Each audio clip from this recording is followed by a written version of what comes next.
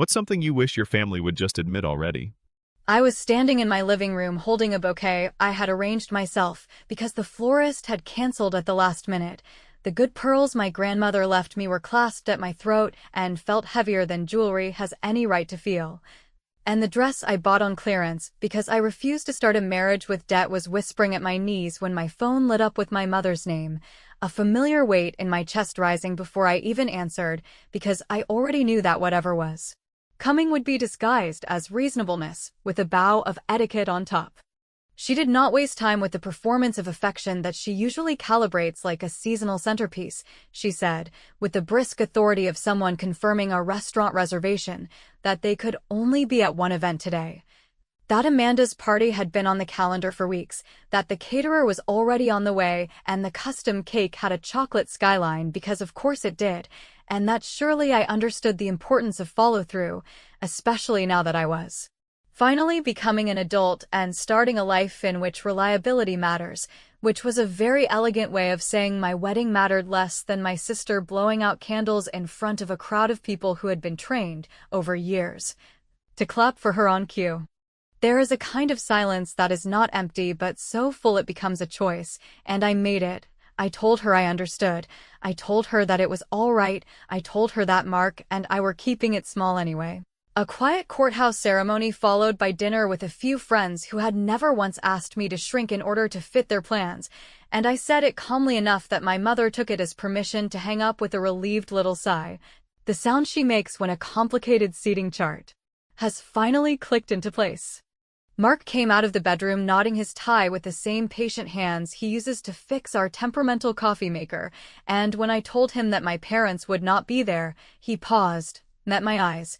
and said that if he cracked a joke right now it would be for my sake, not his own, and I could decide whether I wanted one. I nodded, because humor is the pressure valve in our house, and he delivered it with a gentleness that did not diminish the truth. That at least the photographer would not have to crop out any forced smiles, and I laughed, not because it was funny, but because sometimes you have to choose your oxygen.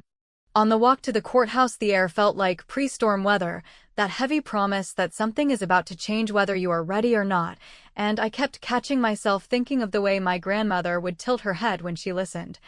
How she could make a person feel like a radio finally tuned to the right frequency. She used to say that families reveal themselves at doors, who walks in quickly, who lingers on thresholds, who knocks even when they have a key, and I had always imagined the door she meant was metaphorical, but holding the municipal handle with one hand and my bouquet with the other, I realized literal doors count too.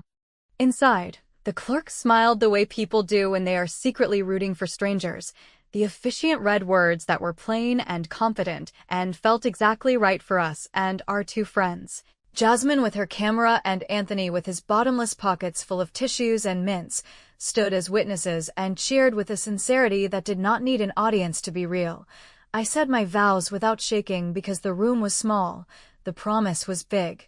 and I could hear every syllable land like nails securing a roof someone intends to live under for a very long time. After the papers were stamped and the rings were smudged with the faintest ink thumbprint that I decided to keep as a private joke with myself, we went to the diner that has never pretended to be more than it is, where the waitress calls everyone honey and remembers that I like my eggs a little over and my coffee a little strong, and we ate grilled cheese with wedding napkins I had folded the night before while Mark practiced pulling me in without wrinkling the dress. An earnest choreography that would have made my mother proud if she had cared to learn it. Later, when the sun slid down behind the strip mall and the first text from my sister came through, an artful shot of her party backdrop with an accidental corner of the cake visible, the caption insisting that tonight was epic. Mark and I clinked our chipped diner mugs like they were crystal, and I let the message sit unread because I have learned that not every invitation deserves an RSVP. I took off the pearls and set them beside the check, felt the absence of their weight, and knew with a certainty that was quiet and merciless that the day had not broken me, it had clarified me. I wish I could say I did not think about calling my parents again, that I did not rehearse speeches where I asked for very little beyond being chosen once, but honesty is cheaper than a lie and wears better. So I will admit that I stared at my phone long enough for the screen to go dark, then light, then dark again, and that in the end I chose the same silence I chose on the call, not because I am passive, but because I am not interested in competing with a cake. What they did not know while they sliced slices and rehearsed toasts was that their choice today, smooth and practical and so small it could fit inside a voicemail, had already set in motion something they could not host, manage, or undo, and that the cost of choosing the loud party over the quiet promise would be counted later, in a currency they never expected to pay.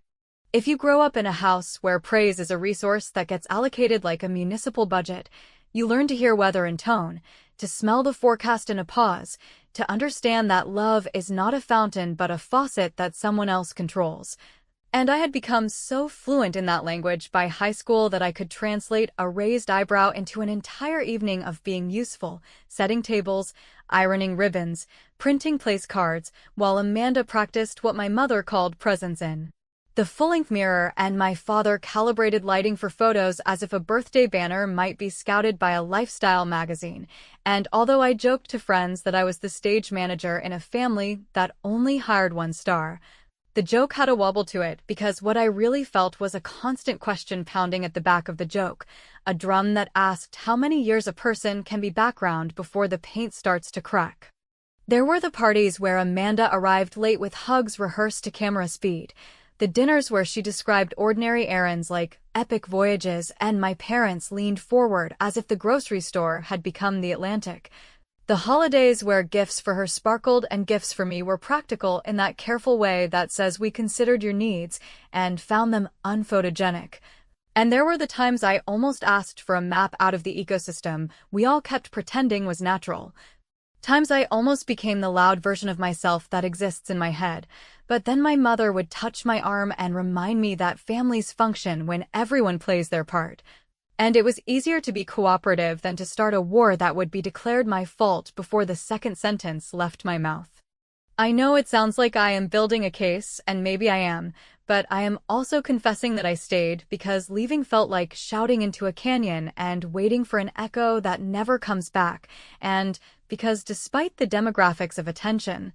my grandmother lived there too in spirit if not body, her framed photo on the sideboard with the little nick in the silver frame that she refused to fix because perfection, she said, is how you lose people. She listened to me in that small kitchen long after holiday dishes were stacked and the house fell into its familiar hush, and I can still hear her low laughter when I told her that I was saving receipts on my patience, as if the universe might reimburse me later. And she told me that patience is not a layaway plan, it is a door you hold open for yourself. So after the courthouse wedding and the diner grilled cheese and the decision to let my parents sit in the echo of their own choice, I did something that would have seemed petty to the old version of me and felt like clean air to the new one. I posted exactly one photo. The simplest frame Jasmine had captured, just Mark and me under the flat courthouse lighting with our awkward smiles and our honest eyes and our ridiculous bouquet that looked better in person than on camera, and I wrote a caption that thanked everyone who showed up without naming names and without sharpening any knives. Then I put my phone face down and went to wash dishes because I needed to do something with my hands that was ordinary enough to keep me from spiraling into imaginary speeches and pretend reconciliations. By the time the plate rack was full and the counter gleamed, my screen had become a carnival, a scroll of cousins and aunts and family friends whose mouths had always twitched with sympathy even while they saved their applause for the designated heir. People writing that they had not known it was today, that the photo made them oddly happy, that we looked like a couple who had built something sturdy, and tucked among the hearts and the careful compliments were two polite messages from older relatives who have never mastered the art of coded language, asking my parents on the public thread where they had been and whether the venue had been comfortable for them, which was not fireworks or fire and brimstone, but it was, in its modest way, the smallest revenge I had ever let myself enjoy,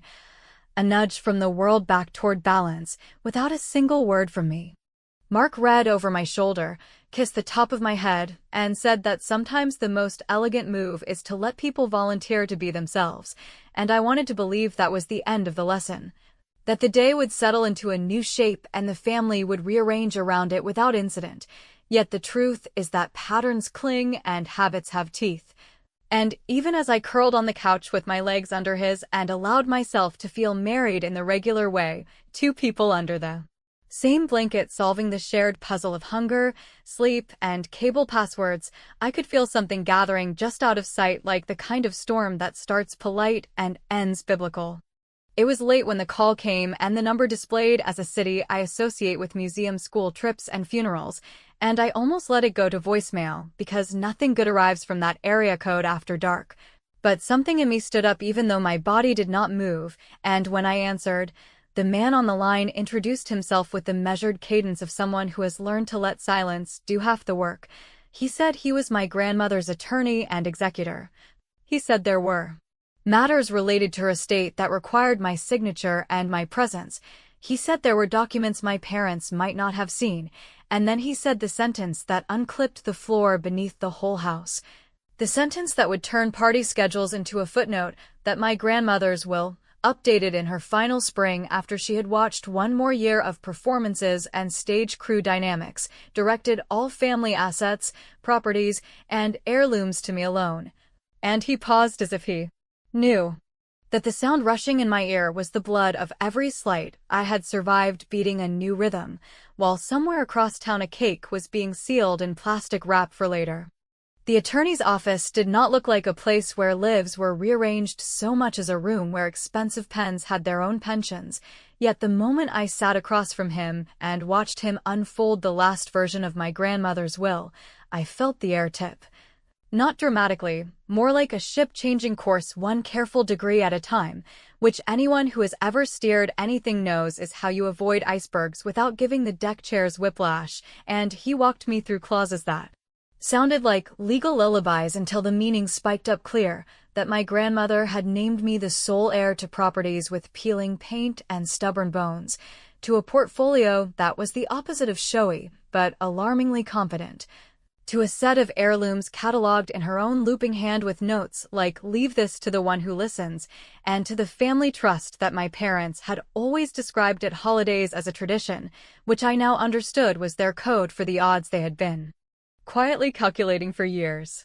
He asked if there had been any conversations I wanted him to know about, and I told him about the kitchen talks that smelled like dish soap and cinnamon gum, about how my grandmother would watch the doorways of her own house as if they were theater curtains and whisper that people tell the truth on thresholds, about the last spring she spent in the big chair by the window marking favorite china with tiny dots of blue nail polish, because she said stickers were tacky, and I told him, with a seriousness that surprised even me, that I was not interested in a performance of grace where I pretend I am unaffected and everyone applauds me for my maturity while they keep their hands in the till. That if this was coming to me, then it would be handled with respect for the woman who made the choice, and not for the people who assumed they were entitled to it. And he nodded like a man who has watched many families improvise chaos and was relieved to meet someone willing to read from a better script. We talked logistics, which is what you do when the emotional landscape is too hot to walk on, and I learned that there were keys to retrieve, codes to reset, signatures to file, banks to notify, and a safety deposit box that would need my face, not just my name, before it would open. And while he made lists and I initialed things that would one day make sense to a future me who sleeps better, I pictured my parents in their kitchen arranging leftovers in symmetrical containers, my mother praising the cake's structural integrity as if fondant were fortitude, my father humming in that absent way he does when he believes he has managed the optics, and I felt a mixture that I had never let myself feel around them because it seemed impolite. Pity braided with a cool anger that did not want to burn the house down, only to turn off the hidden gas. On the bus ride home, I did something wildly reckless for a girl trained to be sensible. I let myself enjoy a thought without immediately cross-examining it. The thought being that I could choose what stayed and what left, not just in terms of furniture and funds, but in terms of behaviors that I had allowed to set up tents in my life simply because they arrived early. And when I unlocked our apartment and found Mark with 2 mugs and the paper planner where we keep actual pen and ink plans, because the ritual soothes us, I told him everything without hedging or softening and watched his face do that particular quiet joy that is not about money, rather about the math of wrongdoing balancing itself for once, even if the spreadsheet looks like a mystery to everyone else. The first call from my mother arrived before dinner and landed on the table between us like a glass someone sets down too hard, but insists did not crack. She opened with excitement so aggressively cheerful it felt like a bandage being ripped at the speed of denial. She said she had heard an interesting rumor from Aunt Carol that the lawyer had been in touch, that it must be such a relief to have the paperwork handled, and that it would be a perfect time to plan a little family do-over of the wedding because her voice shifted into the tone reserved for fundraising and favors. The entire family deserved a chance to celebrate the way we all meant to, and if I heard her hopes skid sideways into expectation and then into something like entitlement, well, that could have been my imagination, or it could have been the years of practice I have with her particular menu of tones.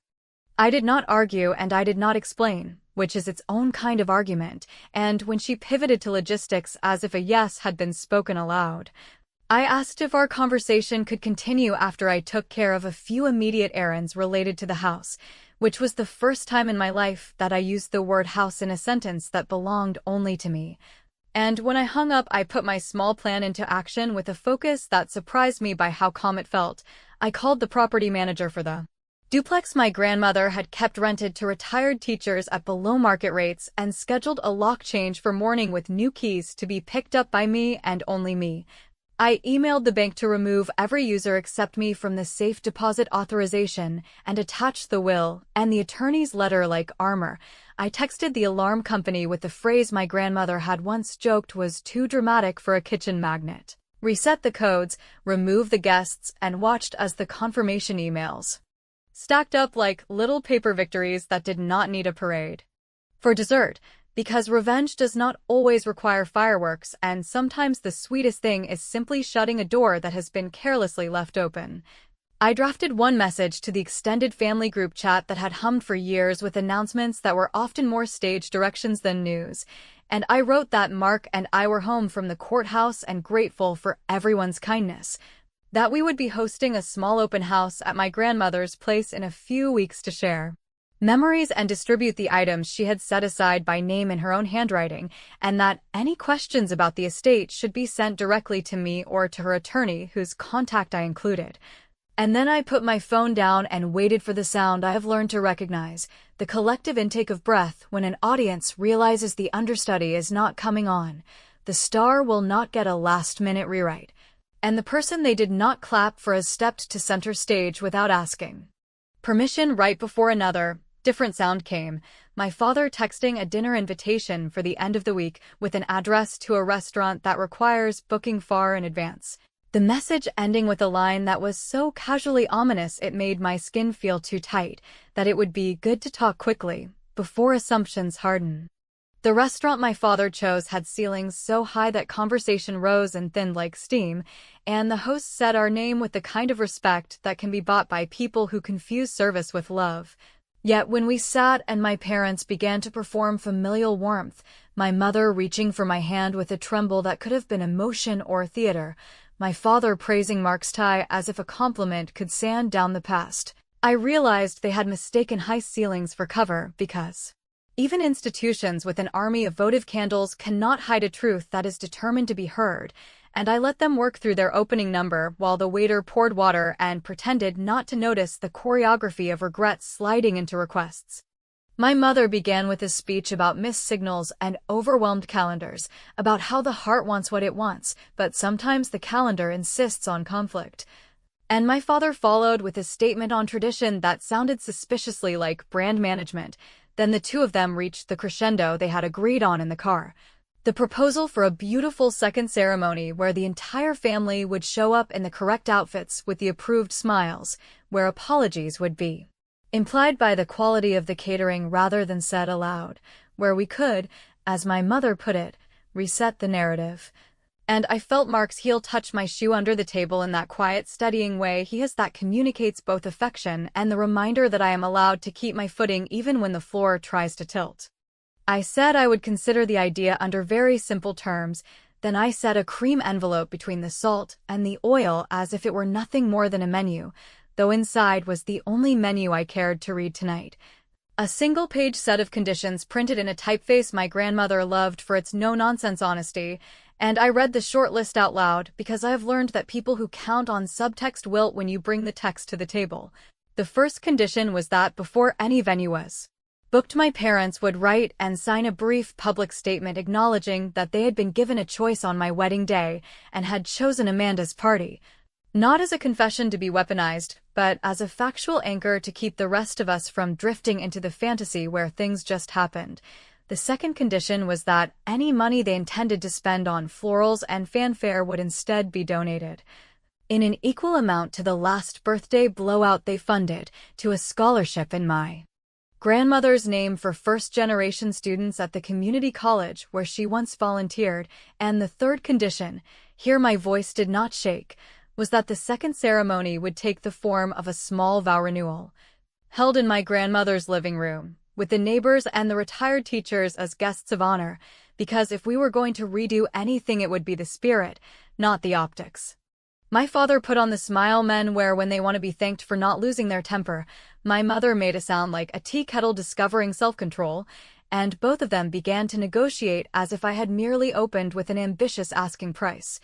But I sipped water and waited for the silence to do its arithmetic, and when they realized I would not come down a single dollar or syllable, my father said he admired the thoughtfulness, the charity especially, which was the moment I produced the second envelope, a pre-filled donation form to the college foundation with a line for a number that matched Amanda's last party budget, a number I knew because the balloon invoice had been proudly posted to the family chat. Then I slid across a cheap ballpoint pen because expensive pens sometimes make people worry about what they are signing, and I wanted this to feel as straightforward as it was. They signed the donation form with hands that tried not to shake. They read the apology statement and edited one adjective that I agreed to remove because fairness matters even in victory. And they reached the point where my mother's eyes shone in a way that might have been genuine grief, which I allowed to land without rushing to comfort it, because I am tired of being the emotional paramedic for disasters I did not cause. The waiter arrived then with a small cake I had arranged in advance. Not a tower of sugar, but a single layer with an inscription that said in simple script, "To the vow we kept," and when he set it down, the surrounding tables glanced over in that collective human way that turns a private scene into a communal jury. Which meant that when my parents raised their glasses and repeated the exact words I had written at the bottom of the apology, words that honored the choice they had made and the one I was making now, they did it into a room full of witnesses who did not even know what they were witnessing. For dessert, I opened a third, smaller envelope, one my grandmother had addressed in her careful hand to me alone, and that the attorney had asked I consider sharing when the moment felt right. And in it was a photograph of my grandparents at their own cramped living room ceremony, a handwritten note about the way second chances are rarely about repeating events and almost always about repairing lenses, and a tiny brass key tagged with the words chest, hall closet, which I placed on the linen between us so that my parents could see how small a key can be and how much it can unlock. Then I told them the vow renewal would be on a Sunday afternoon 2 weeks from now with coffee and pie and the scholarship receipt displayed on the mantel, and that anyone unwilling to read our short statement aloud would be welcome to drop off their regrets at the door. My mother dabbed her eyes and said yes in a voice that sounded like a bargain struck in a currency she did not trust. My father nodded and calculated the public angle with an efficiency he could not hide. And for the first time in a very long time I felt something unclench in me that was not vindictiveness, but relief, because this was revenge that healed something on its way through rather than simply scoring a tally. Yet as we stood to leave and I tucked the tiny key into my purse like a secret kept warm, my phone buzzed with a message from a number I had saved years ago under the name Panic Only, and the text, concise in a way that could not be misunderstood, announced that a petition had been filed that afternoon to contest my grandmother's will on the grounds of undue influence, with the petitioners listed as Robert and Linda together with Amanda, and the timestamp sitting on the screen like a fingerprint from the hour before our dinner reservation. I did not sleep much the night of the message because even when betrayal lands exactly where you expect it to, its weight still surprises the shelf. Yet, by morning the shock had cooled into a clarity that felt almost medicinal. And I remembered the small brass key with the tagging slip that named the hall closet chest, so I brewed coffee with the steadiness of someone measuring witnesses rather than scoops. I drove to my grandmother's house with Mark beside me saying nothing except the small, practical things that anchor a person. He would handle chairs, he would handle coffee urns, he would keep the thermostat honest, and I unlocked the closet to find the low-cedar chest my grandmother had used for winter blankets, which when opened revealed not quilts, but layered envelopes tied with kitchen twine and labeled in that firm looping hand that never apologized for taking up space, with the top envelope addressed to me and containing a letter written in the patient voice of a woman who had decided to trust me with the kind of truth that does not survive translation. A notarized letter that explained her reasons for the will change, a timeline of when she had met with her attorney, a list of witnesses who had sat at her kitchen table while she read drafts aloud, and 3 small flash drives each with a sticky note insisting on their order. On the first drive, she had recorded herself speaking to no one and everyone, sitting in her favorite chair, the window behind her revealing a sky that must have been a bright late spring blue because the room was full of that particular kind of light that flatters no one and therefore tells the truth. And she talked about how love can be misallocated by habit until the one who is overlooked stops noticing the bruise. She talked about watching me set tables and swallow anger while Amanda performed adulthood like a charming tourist in a city where she never learned the language, and she said that legacies are not gifts, they are judgments, and that her judgment was not about goodness, because everyone is good at noon. It was about what a person does at midnight when the cake is gone and the chairs must be stacked, which is why she had chosen me to manage the things that do not glitter but require care. The second drive was less poetic and more surgical, a video made at her lawyer's office where she read the bequests, initialed each page on camera, answered a list of competence questions with the crisp humor that always made people underestimate how sharp she was, and looked into the lens to say that no one had influenced her beyond the influence any old woman feels when she watches the sum of her life and asks who will keep the screws tight on the hinges. The third drive, labeled in heavier script, contained a series of short clips recorded over the following weeks where she mentioned specific conversations with my parents and with Amanda, not cruelly, not defensively, but with a historian's clarity about dates and phrasing. The kind of detail that would make any claim of undue influence wilt under the fluorescent lights of a courthouse, which is to say that while they were filing their petition with the smug efficiency of people who trust optics, my grandmother had left me a small, armored truck made of words that would drive right over it. I called the attorney and told him I would be hosting the vow renewal on Sunday afternoon as planned, that I would prefer to keep the tone neighborly rather than litigious, and that I would send him copies of the recordings with a note to hold them unless necessary. Then I set the living room exactly as my grandmother's note suggested, photographs of the scholarships she had funded in secret over the years laid out like quiet trophies, the receipt from my parents' donation framed in a simple black frame they could not accuse of flaunting, a small projector borrowed from Anthony trained on the blank wall above the mantel, and the apology statement printed for anyone who might forget words under pressure, which is a common ailment in families that practice selective amnesia as a sport. When my parents arrived with Amanda slightly behind them as if she were a queen entering a subject's house, I welcomed them with the same calm I use for strangers on customer service calls, and I asked if they would like coffee before or after we began, which is a question that sounds hospitable but also fixes the moment in place. And when the room filled with the neighbors and the retired teachers and Jasmine and Anthony and the aunt who always says the wrong thing at the right time, I took Mark's hand and said that this ceremony would be exactly what they had requested in spirit, even if the furniture looked less expensive, that we were here to honor a promise we had already made, and that before we read our vows, my grandmother would like a word. Then I pressed play and let the bright, unflattering light of her truth pour over everyone. There is a silence people make when a mask slides off and they are trying to decide whether to reach for it or for the face beneath, and I watched that silence pass from my mother to my father to Amanda like a delicate plate that no one wanted to be the first to drop.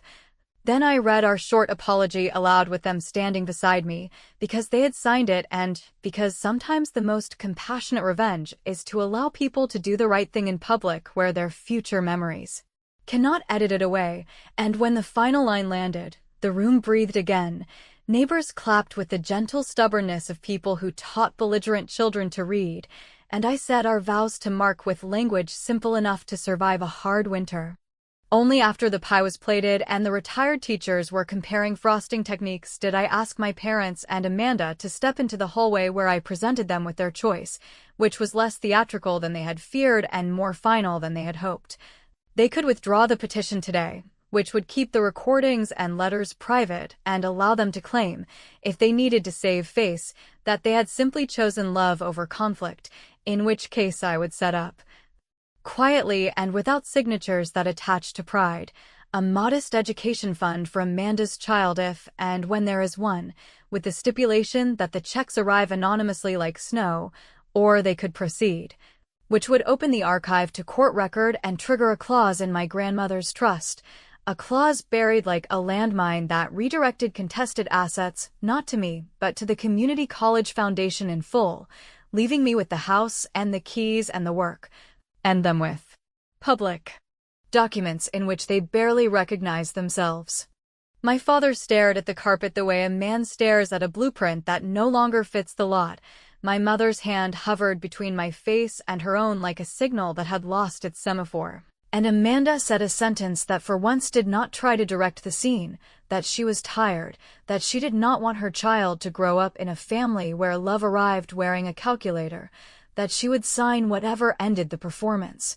In the end they withdrew, not out of grace perhaps but out of survival, and I filed the paperwork with a steadiness that did not feel like triumph so much as equilibrium. Then I sat on the hall chest and looked at the tiny key in my palm and understood that revenge had not been the point, repair had. Even if repair demanded the kind of precision that cuts.